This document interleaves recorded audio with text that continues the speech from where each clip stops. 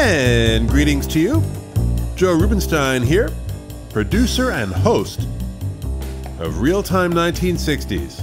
I want to thank you very much for joining me today for the 10th episode of this portal into the past, where I document and reflect on the 60s in real time with both podcasts and our daily timeline of what happened exactly 60 years ago.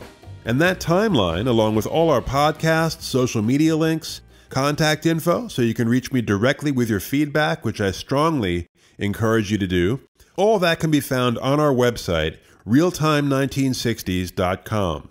Our topic remains the Bay of Pigs invasion of April 1961. Last time, I covered a precursor and model for that invasion, a coup in Guatemala in '54, orchestrated by the CIA.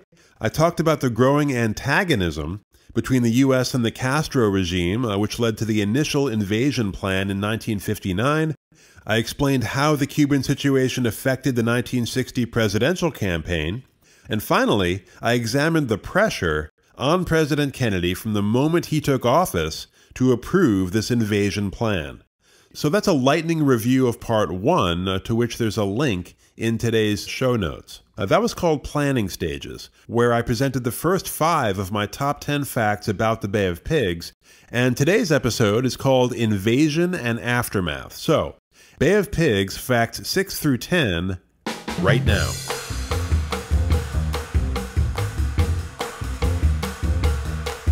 All right, let's roll. Fact number 6. The Bay of Pigs invasion was botched from the beginning. Before the beginning, really, last-minute changes by President Kennedy, which we'll get to, had crippled it beyond repair.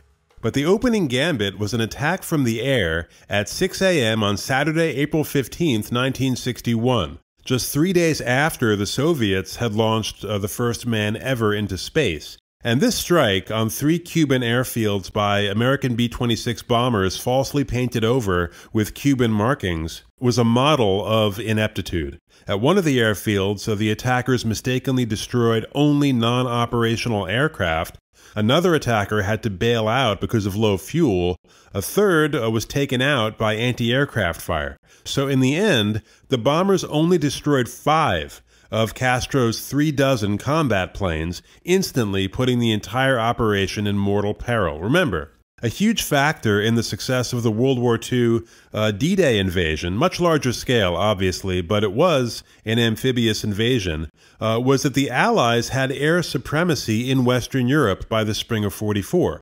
So our landing forces at Normandy were basically unchallenged by the Luftwaffe. But Castro, having maintained air supremacy, immediately mobilized his militia of 200,000 men, and he also, by the way, rounded up and detained about 100,000 Cubans thought to have even the slightest anti-Castro sentiments, thus dealing a fatal blow to any chance of an island-wide sympathetic rebellion. So after this initial airstrike, but before the invaders hit the beach, controversy at the UN. Where Cuban Foreign Minister Paul Roa directly accused the U.S. of attacking Cuba, which Adlai Stevenson, our ambassador there, who, by the way, was completely in the dark about U.S. involvement, although he should have suspected it, Stevenson denied Roa's charges, and he would soon be deeply embarrassed to learn that he had unwittingly stated a falsehood. More on that later. So the next day, just after midnight on April 17th, the invasion forces landed at the Bay of Pigs and were pretty much dead on arrival. Cut to pieces from the air, Castro's planes also sank 2 ships that were carrying food, medical supplies, and ammunition for the exiles. Now, another problem was that Kennedy, practically at the last minute, had changed the landing site. The original site was not the Bay of Pigs. It was a town called Trinidad, which had access routes into the mountains. But Kennedy thought the Bay of Pigs was less conspicuous. His constant refrain was that the invasion should not be, quote-unquote, too noisy. Unfortunately, nobody bothered to research the topography of this new location, or they would have learned that there were treacherous coral reefs in the shallow waters at the Bay of Pigs, which greatly impeded the progress of the landing craft and destroyed 2 boats entirely. They also would have learned that unlike Trinidad, the Bay of Pigs had no escape routes into the mountains, so the invaders were caught in a trap.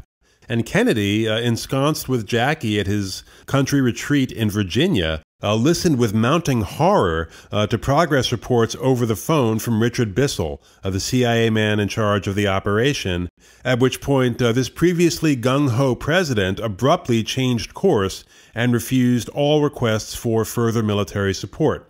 So Kennedy, almost in a panic state, flew back to Washington, where Admiral Arleigh Burke, chief of naval operations, met him at the White House. And Burke said, look, Mr. President, if you don't want to use warplanes, okay, why don't you just let us use a single destroyer's guns to help out this brigade? And Kennedy's almost psychotic response was, quote, I don't want the United States involved in this.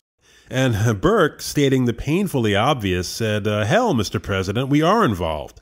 But Kennedy would not be moved. And so 3 days after the first shots were fired, the invasion was done. 118 exiles died on the beach, 1,200 taken prisoner, many would face firing squads later, and on the Cuban side, roughly 2,000 casualties. But even so, Castro, against all odds, had achieved total victory over the greatest military power in the world. In 72 hours, the U.S. had surrendered a moral high ground in the Cold War, had lost prestige worldwide, while giving communist revolutionaries everywhere a cause for both celebration and renewed resolve, and had strengthened Castro's hand immeasurably, while at the same time giving him reason to seek additional military and economic aid from the Soviet Union, including nuclear missiles. And Khrushchev, on the heels of his space victory, could hardly believe his good luck. I mean, the Bay of Pigs was an absolute gift. But he was also shocked, not by the invasion itself. That kind of thing he understood very well, and the Soviets had conducted similar expeditions, but the dithering, the indecision, that's what he couldn't wrap his mind around. The communists were always big on seeing things through, body count be damned. Just call them counter-revolutionaries, dig a hole, and move on. But the Bay of Pigs confirmed a suspicion already held by Khrushchev that Kennedy was a weak, sort of spoiled rich kid in over his head. Now, he took that conclusion too far and ended up underestimating Kennedy's resolve, which led to Khrushchev's loss of face in the Cuban Missile Crisis the following year, which led in turn to his ouster in 1964. But here, in the spring of '61, this proposed Vienna summit with Kennedy in June, about which Khrushchev had only been lukewarm prior to the space launch and the Bay of Pigs, now looked like it might be kind of fun. And in Vienna, Khrushchev was all over an out-of-balance, physically compromised JFK like a pit bull on a poodle. Kennedy had re-injured his perpetually bad back at a tree planting ceremony in Ottawa 2 weeks before the summit. So he was in excruciating pain and using narcotics, but he also ignored advice not to debate ideology with Khrushchev. Big mistake. Khrushchev, who'd been having those debates since Kennedy was a toddler, just ran circles around him. And after that summit, James Reston, Pulitzer Prize-winning New York Times reporter, had an off-the-record private meeting with JFK at the U.S. ambassador's residence in Vienna. And Reston said, "How was it?" And Kennedy just kind of sank into the sofa, and he said, "Worst thing in my life. He savaged me." And Khrushchev later said in his autobiography, quote, "I hadn't meant to upset him. I would have liked very much for us to part in a different mood. But there was nothing I could do to help him. As one human being to another, I felt bad about his disappointment, but politics is a merciless business." Okay, fact number 7. It can be interesting to look back and see who stood where as history unfolded.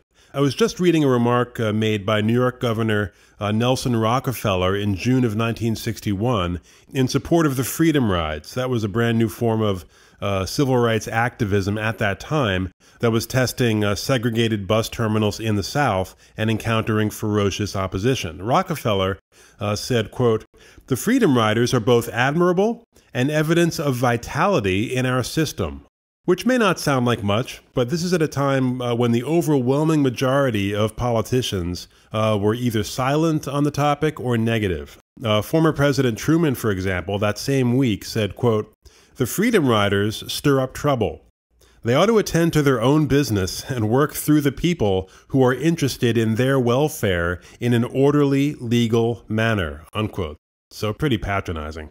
And of course, no criticism at all from Truman of the firebombing of one of the Freedom Rider buses in Alabama. And then many of the riders, black and white, male and female, were badly beaten at the Montgomery terminal while the police just sat on their hands. Actually, John Siegenthaler, who was a colleague and very close friend of Attorney General Robert Kennedy, was there in Montgomery that day. And when he tried to rescue a female Freedom Rider from the mob, he was hit behind the ear with a metal pipe and knocked unconscious. And then he lay there for 25 minutes before a police car finally took him to the hospital. A reporter asked Montgomery Police Commissioner L.B. Sullivan why an ambulance was not called for Siegenthaler, who was, a high-up figure in the federal government. And Sullivan's straight-faced reply, "Every white ambulance in town reports that their vehicles have broken down," unquote. So there you go. But with the Bay of Pigs, there were a few in the government and some who had previously held government posts who advised against the invasion. So let's start with Dean Acheson, Secretary of State under Truman, who held no government post in 1961, but he was somebody that Kennedy respected. So on April 7th, Acheson was summoned to a meeting with the president, who took him out to the Rose Garden and said, listen, what do you know about this Cuba proposal? And Acheson said he didn't know there was a Cuba proposal. So Kennedy outlined the plan, the amphibious landing of 1,500 Cuban exiles, etc. And Acheson was shocked, and he said, quote, "Mr. President, I really hope you aren't serious about such a crazy scheme. I don't have to phone Price Waterhouse, that's a major accounting firm, to determine that your 1,500 exiles are no match for Castro's 25,000 Cubans." And after that meeting, Acheson later said that he instantly forgot the whole thing, and the plan just seemed so ridiculous. But then after it happened and failed, as he'd predicted, Acheson gave a talk at the Foreign Service Institute in D.C., where he described President Kennedy as, quote, "a gifted young amateur practicing with a boomerang who had knocked himself out," unquote. So once that got back to the White House, no more consultations. Actually, after the Bay of Pigs, Kennedy, who complained with some justification that he'd been given bad advice, increasingly relied on one man he knew he could trust, his brother, Robert Kennedy, who had even less foreign policy experience than he did, a zero, in fact. But Robert Kennedy, after the Bay of Pigs, essentially became the vice president, or you could even say co-president. And the truth is, his input was actually pretty sound in a number of cases. During the Cuban Missile Crisis, for example, Robert Kennedy was a voice of moderation when some were advocating a nuclear first strike on the Soviet Union. Now, another interesting byproduct of the Bay of Pigs was the White House taping system, which Kennedy had installed in the spring of 1962. And he recorded both meetings and phone calls, many of which you can hear on YouTube. But Evelyn Lincoln, Kennedy's personal secretary, later said that Kennedy had been enraged that certain advisors who had supported the invasion later claimed to have opposed it. So he wanted to get people on the record. And that taping system was later used by Johnson as well. Those calls are often fascinating. And of course, that system was a critical element in the destruction of Richard Nixon's presidency. So you could almost say that Kennedy defeated Nixon twice, once from beyond the grave. Now, another dissenting voice on Cuba was Chip Bolin, who was a seasoned diplomat working in the State Department in '61. Bolin told JFK that he could not recall a single case in history when refugees returned and successfully overthrew a revolutionary regime, especially before that revolution had used up its initial capital. So Bolin was a no. And then Adlai Stevenson, when he found out that he'd been made to play the fool at the UN, he was furious and ready to quit, telling a friend, quote, "My usefulness and credibility have been completely compromised." And he railed against Kennedy's quote-unquote boy commandos and stated that the Cuban absurdity, as he called it, had made him sick for a week. Ultimately, Kennedy and others convinced him to stay on, and Stevenson did kind of redeem himself at the UN the following year during the Cuban Missile Crisis when he asked his Soviet counterpart if he denied that the USSR had placed missiles in Cuba. And then, while the Soviet ambassador squirmed, Stevenson famously said, quote, "I am prepared to wait for an answer until hell freezes over. I am also prepared to present the evidence in this room." So that was pretty good. But the most articulate opponent of the Bay of Pigs invasion, in my opinion, was Arkansas Senator J.W. Fulbright. In a memo to Kennedy, Fulbright said, quote, "To give this activity even covert support is of a piece with the hypocrisy and cynicism for which the U.S. is constantly denouncing the Soviet Union in the UN and elsewhere." And Fulbright, in that memo, called Castro, quote, "a thorn in the flesh, but not a dagger in the heart." However, there were other, more powerful voices than Fulbright's in Kennedy's ear. Dulles and Bissell at the CIA, the Joint Chiefs, many in the Defense Department, but also the president's father, Joseph Kennedy, was a big fan of the Cuban operation. And Arthur Schlesinger, who was sort of the court historian / apologist of the Kennedy White House, later said that there was a definite change in the president's attitude after Easter weekend 1961, which Kennedy had spent in Palm Beach talking to his father for hours. And, you know, his interactions with his father during the campaign and then the first year of his presidency were kept quiet because of Joe Kennedy's just terrible reputation. But they were in far closer touch than people realized. During the first year of his presidency, Kennedy would often call his father 5 or 6 times a day, until Joe Kennedy had a major stroke in December of '61, which he survived but caused him to lose all power of speech. But when Kennedy came back to the White House after that Easter weekend, it was clear to everyone that he was fully on board and hell-bent for leather. Okay, fact number 8. As I said last time, the success of the coup pulled off in Guatemala in '54 with the backing of the CIA was a source of much optimism that the Cuban attempt would also succeed. But another possible source of that optimism was the fact that Castro was supposed to be dead when the exiles hit the beach or shortly thereafter. From the beginning, the CIA was committed to the assassination of Fidel Castro, whose personal charisma was so critical to the success of his movement. And that charisma, by the way, mostly baffled John F. Kennedy, whose personal style was almost the polar opposite. Kennedy used to say, "Why doesn't he take off those fatigues? Doesn't he know the war's over?" No. To the communist, the war is never over. It's a religion of perpetual domination, which is why communists are just so awful to be around. But certainly, a headless Cuban regime in '61 would have been substantially easier to overthrow. So, this parallel track of assassination started in December of 1959, when Bissell asked Dr. Sidney Gottlieb, head of the chemical division of the CIA's technical services staff. I love the innocent-sounding names of these divisions. Gottlieb, a trained chemist whose nickname in the agency was the Black Sorcerer, was in charge of not only the production of various lethal concoctions, but experiments in mind control using LSD and other powerful drugs on unwitting subjects. That aside, I'm sure he was a lovely man.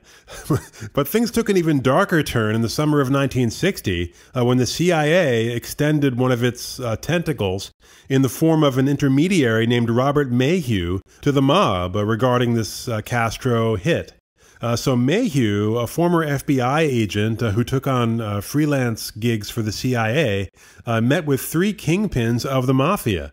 Sam Giancana of Chicago, Giancana's West Coast associate John Roselli, and Santos Traficante, a former chief of the Havana underworld, who'd been jailed then expelled by Castro in '59 and was now applying his trade in Florida.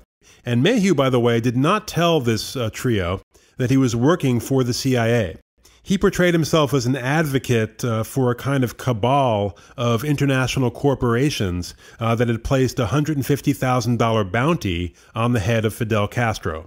But money aside, these mobsters were highly motivated. I mean, Castro had wiped out their lucrative casino business in Havana, along with all of its ancillary businesses, liquor, nightclub entertainment, prostitution, etc. So Giancana offered his support and suggested delivering poison pills to a contact of his, Juan Orta, a government official still in Cuba who had access to Castro, thus initiating the first of a staggering number of failed assassination plots, as the pills, produced by the aforementioned black sorcerer Sidney Gottlieb, were delivered to Orta.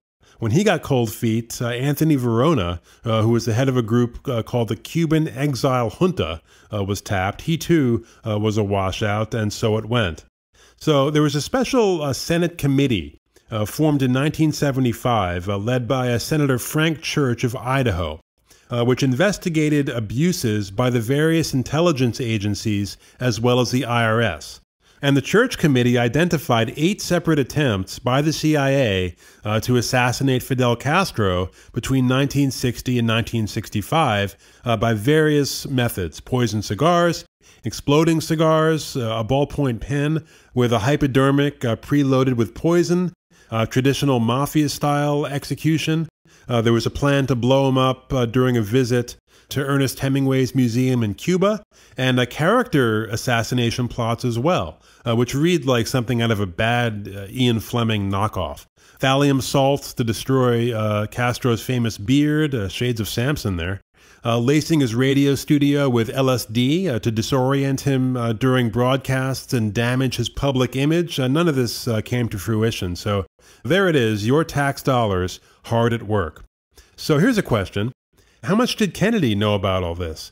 It's tough to say for sure. There's no smoking gun, no tape recordings, and certainly, presidents are not in the habit of signing assassination orders. Now, during that 75 committee hearing, 3 members of Kennedy's cabinet, Dean Rusk, Robert McNamara, and McGeorge Bundy, JFK's security advisor, all 3 of those guys went on to work for Johnson as well. They all denied under oath having ever heard Kennedy reference a plot to kill Castro. Take that for what it's worth, which is probably not much. Kennedy himself, in November of '61, told New York Times reporter Tad Schultz that for moral reasons, the U.S. must not engage in assassination. And he said the same thing to Richard Goodwin, one of his speechwriters, telling Goodwin, quote, "If we get into that kind of thing, we'll all be targets." Kind of ironic.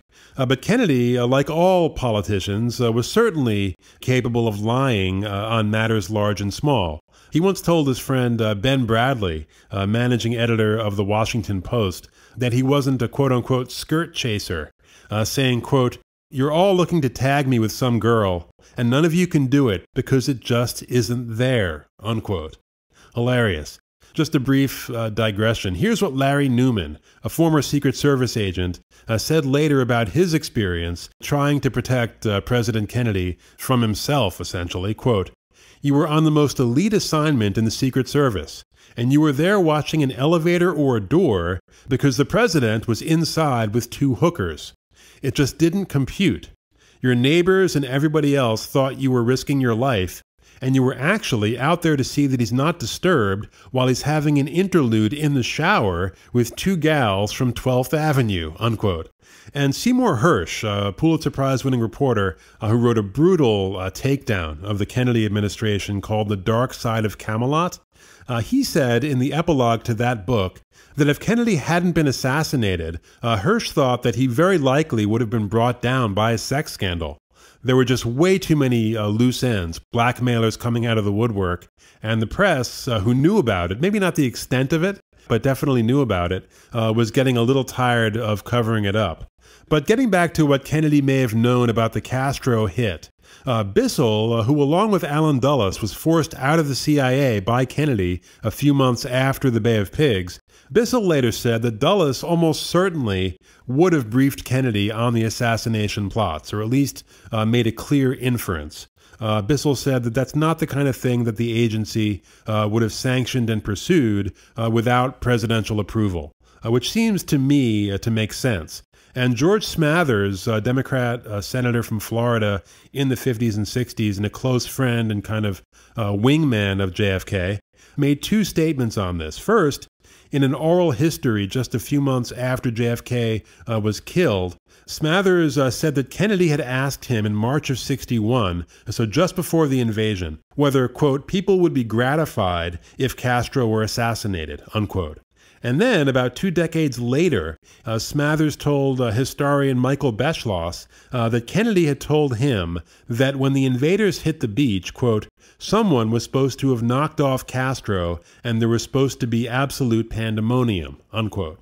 So nothing conclusive, but if Smathers' recollections were accurate, then that certainly could help explain why Kennedy chose to first approve the invasion and then slam the brakes once he realized that Castro was alive and well. Although there were other reasons for slamming the brakes, most prominent Kennedy's great fear that Khrushchev would make a counter-move on West Berlin, possibly triggering nuclear war. We now know that Khrushchev had no such plans, regardless of what happened in Cuba. He would often make nuclear threats. That kind of bluster was part of his personal style, especially when he'd been drinking. But Khrushchev was not crazy. And he was in no more of a rush to blow up the world over either Cuba or Berlin than Kennedy was. But as far as the Castro hit, that's what we know, or at least what people who were there have said about Kennedy's knowledge. As far as what I think, I mean, not a fan of historical speculation in general, but I would say that Kennedy almost certainly did know about it, but we may never know for sure. Okay, fact number 9. Now, something Kennedy did know was how much damage he'd done to himself and his new administration with this blown invasion. So his first move afterward was to cover his right flank. And he had several high-profile individual meetings with prominent Republicans, Governor Rockefeller, Senator Goldwater, and Nixon, all three potential opponents in 1964, and then Eisenhower as well. That was the roughest. With Nixon, Kennedy asked for his advice on what to do next with Cuba. And Nixon's recommendation was that Kennedy should find proper legal cover and go in. He said that Kennedy could justify an all-out invasion using the fig leaf that he was protecting American citizens and property, as well as the Guantanamo military base. Kennedy then expressed his concern about Khrushchev possibly moving on West Berlin, to which Nixon said, quote, Khrushchev will prod and probe in several places at once, but if we show weakness, he'll create crisis to take advantage of us. We should act in Cuba and Laos. So Nixon's position, essentially, was that Kennedy had erred not in giving the green light, but in not being aggressive enough, which, as I said last time, was the exact opposite of Nixon's public position during the debates a few months earlier. Now, the meeting with Eisenhower at Camp David, as I said, that was the roughest. It was like a prep schooler who'd been bad-mouthing the headmaster for months, had now been called in for a scolding. Eisenhower, like Nixon, was confused as to why Kennedy had withheld air cover once the exiles were on the beach. Kennedy again expressed that concern that Khrushchev would move on Berlin, and Ike basically echoed Nixon. He said, quote, that is exactly the opposite of what would really happen. The Soviets follow their own plans, and if they see us show weakness, that's when they press the hardest. It's the failure of the invasion that will embolden the Soviets to do something they would not otherwise do. And events did kind of bear that out. There's a direct line from the Bay of Pigs failure to Khrushchev's belligerence in Vienna to Khrushchev's deployment of ballistic missiles in Cuba. But Eisenhower was even more dumbfounded by Kennedy's now shattered fantasy that he could have somehow maintained plausible deniability about America's involvement in the invasion. And here's where that famous temper, which Eisenhower never showed in public, made an appearance. And there was nothing Kennedy could do but just sit there and take it. Eisenhower said, quote, how could you possibly expect the world to believe that we had nothing to do with it? I mean, where did these people get the ships to go from Central America to Cuba? Where did they get the weapons? I believe, Mr. President, there is only one thing to do when you go into this kind of thing. Succeed. Which must have been especially brutal coming from, this five-star general who'd been the primary architect of D-Day. But, Ike was right in one sense. There's no question that if the U.S. had brought enough military pressure to bear, that Castro certainly could have been taken out. But there's a flip side to that coin as well, the cost. First of all, the death toll, especially on the Cuban side, of a quote-unquote successful invasion and coup, certainly could have exceeded 100,000. And beyond that critical factor is the question of, whether we should be in the business of toppling foreign governments. I mean, go back to Fulbright and his objections to the hypocrisy after American denunciations of similar acts by the Soviets. And by the way, the suffering inflicted on the Cuban people by the Castro regime is not lost on me. But in my view, unless the U.S. is either attacked, as it was in 1941, or there's evidence beyond a reasonable doubt that we're facing the imminent threat of attack, you don't do that. You don't go around toppling foreign regimes at will, however oppressive they may be. And you don't assassinate heads of state, however pugnacious and irritating they may be. I mean, beyond the moral question, there's always collateral damage, always, without fail, unforeseen consequences when you do that.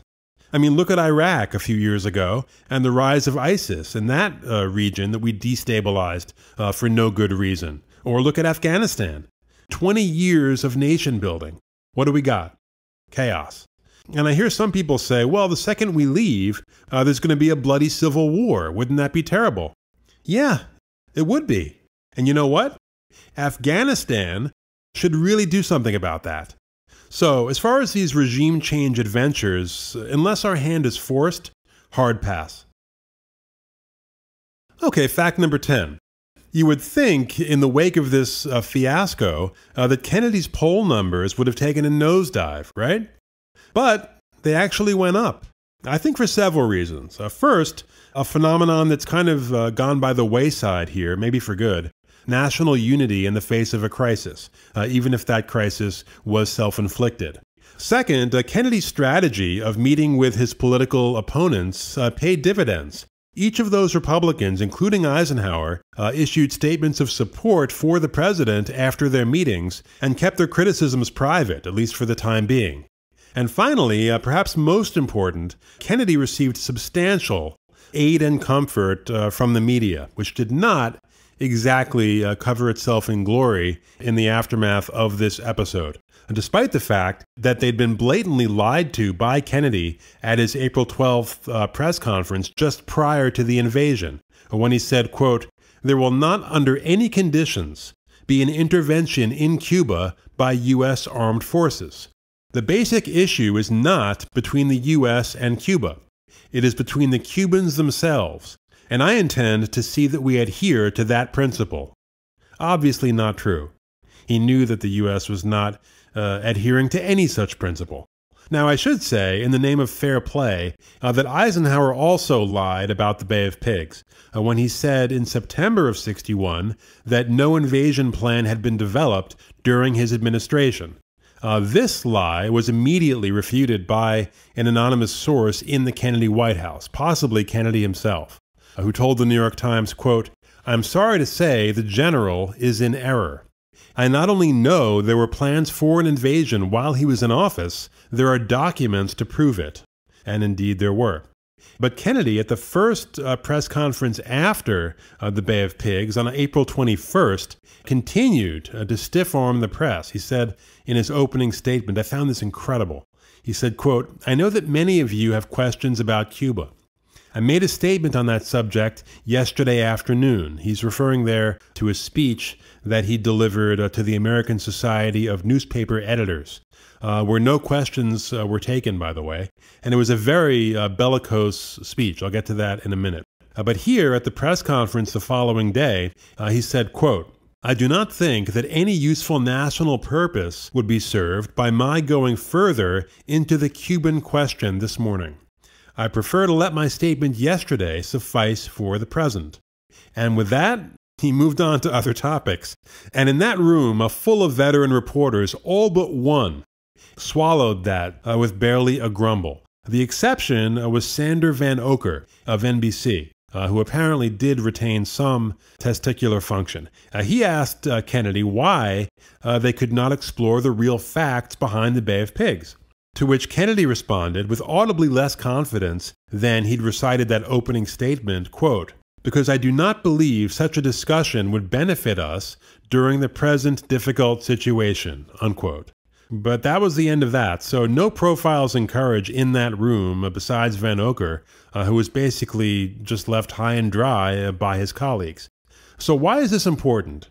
Because maybe if Kennedy had been pushed by the media at that time into a discussion of both the decision-making and the interventionist philosophy behind this failed invasion, then maybe that confrontation could have, well, first of all, informed the American public as to the facts, which is what journalists are paid to do, but also, maybe if Kennedy had been pushed after the Bay of Pigs, then that could have paved the way for a more open discussion of a much costlier disaster, the Vietnam War, from the outset.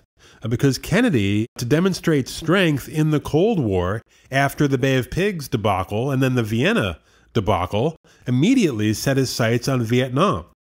At that speech I mentioned, the day before the post-invasion press conference, Kennedy said, quote, "We dare not fail to see the insidious nature of this new and deeper struggle. We dare not fail to grasp the new concepts, the new tools, the new sense of urgency we will need to combat it, whether in Cuba or South Vietnam." And a few weeks later, on May 12th, 1961, Kennedy sent Vice President Johnson off on a friendly mission to South Vietnam, where Johnson actually called Diem, the deeply corrupt and brutal president of South Vietnam, the Churchill of Asia. I tell you, politicians really can get their mouths to say the most astonishing things. This is the same Diem, by the way, who 2.5 years later, the CIA would help assassinate, or at least facilitate his assassination. But there he was, Big Lyndon, there on Kennedy's behalf, ready to make Vietnam great again. And then, that summer of '61, American military advisors started pouring into South Vietnam. 3,000 by the end of the year, up to 11,000 in '62, 16,000 total by the time Kennedy was killed, and then Johnson's dramatic escalation in March of '65 when he sent in the Marines. And that famous speech, that televised speech that Eisenhower gave just before leaving office about the military-industrial complex, it's easy to miss the critical insight of that speech, because Eisenhower, who was gifted in any number of critical ways, was just not a good public speaker. But if you listen to the content of that speech, or maybe better read it, it really was prophetic, and I think as relevant today as it was in 1961. A quick look at our next episode right after this. Your feedback is important to us. On Twitter, @realtime1960s, on our Facebook page, or you can email the program, realtime1960s@gmail.com. Really, however you'd like to engage with us, we love engaging with you. And if you'd like to join our family and help us continue to bring you great content, please go to patreon.com/realtime1960s and subscribe. Coming up on episode 11 of Real Time 1960s, a deep dive into what I believe is the best American film of 1961, The Hustler, starring Paul Newman, Piper Laurie, George C. Scott, and Jackie Gleason. I did a ton of research for this one, so it'll be a combination of personal observations and fascinating facts about that film's production, director, and cast, many of which may surprise you, so that's something you're not going to want to miss. Don't forget to visit us at realtime1960s.com for our timeline, each and every podcast, links to social media, how to reach us directly, everything you need to know about this portal into the past that we are creating. Thanks so much for joining us. Take care, and I'll see you soon.